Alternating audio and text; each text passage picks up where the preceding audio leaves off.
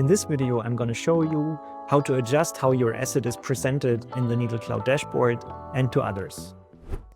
First off, this is the dashboard page for the tutorial headphone that we uploaded in an earlier video. And we can see that the name's not quite right, and also the thumbnail is outdated because the last version that we uploaded has a different color. If we click on Edit Info in the dashboard, we can adjust the information here. And you see that the title is currently empty because the one shown here is an automatic one based on the scene name that we uploaded. But we can call this headphones for a tutorial video. You could also enter a description or some tags.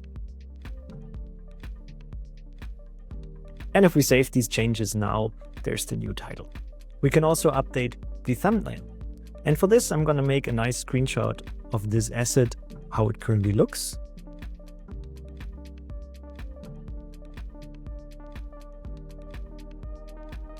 And then I can go to Edit Info, Update Thumbnail, and find the screenshot that I want to update this to.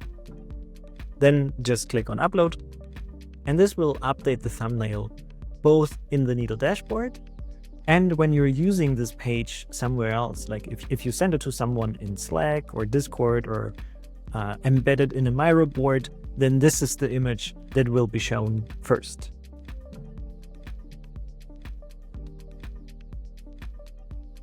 It may take a few moments to update everywhere. And so now here's our new thumbnail.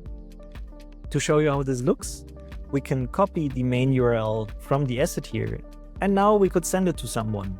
And to preview, we can put it into the Open Graph metadata tool, which can show us a preview of how the page will look across Facebook, Twitter, LinkedIn, or Discord.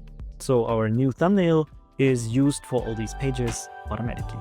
That's it for this video. See you in the next one.